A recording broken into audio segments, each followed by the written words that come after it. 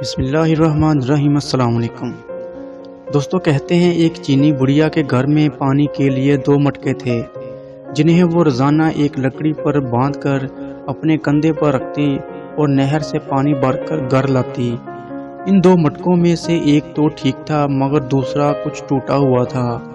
ہر بار ایسا ہوتا کہ جب یہ بڑھیا نہر سے پانی لے کر گھر پہنچتی تو ٹوٹے ہوئے مٹکے کا آدھا پانی راستے میں ہی بہہ جاتا، جبکہ دوسرا مٹکا پورا بھرا ہوا گھر پہنچتا۔ ثابت مٹکا اپنی کارکردگی سے بالکل مطمئن تھا تو ٹوٹا ہوا بالکل ہی مایوس، حتیٰ کہ وہ تو اپنی ذات سے بھی نفرت کرنے لگا تھا کہ آخر کیوں کر وہ اپنے فرائض کو اس انداز میں پورا نہیں کر پاتا جس کی اس سے توقع کی جاتی ہے۔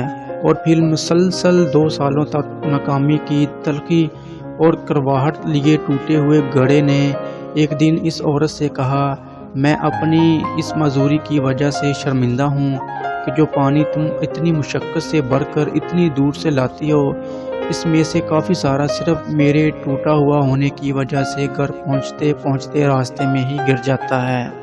گھڑی کی یہ بات سن کر بڑھیا ہنس دی اور کہا، کیا تم نے ان سالوں میں یہ نہیں دیکھا کہ میں جس طرف سے تم کو اٹھا کر لاتی ہوں ادھر تو پھولوں کے پودے ہی پودے لگے ہوئے ہیں، جبکہ دوسری طرف کچھ بھی نہیں لگا ہوا۔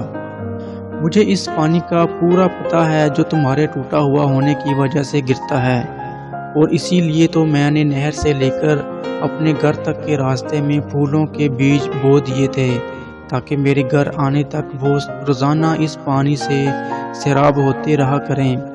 ان 2 سالوں میں نے کئی بار ان پھولوں سے خوبصورت گلدستے بنا کر اپنے گھر کو سجایا اور مہکایا۔ اگر تم میرے پاس نہ ہوتے تو میں اس بہار کو دیکھ ہی نہ پاتی جو تمہارے دم سے مجھے نظر آتی ہے۔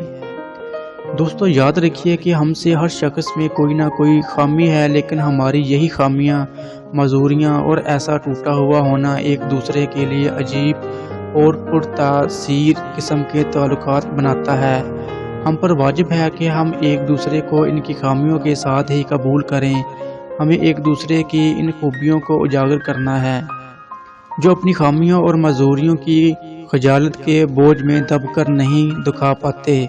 معذور بھی معاشرے کا حصہ ہوتے ہیں اور اپنی معذوری کے ساتھ ہی اس معاشرے کے لیے مفید کردار ادا کر سکتے ہیں۔ امید ہے ویڈیو پسند آئی ہوگی۔ اللہ حافظ۔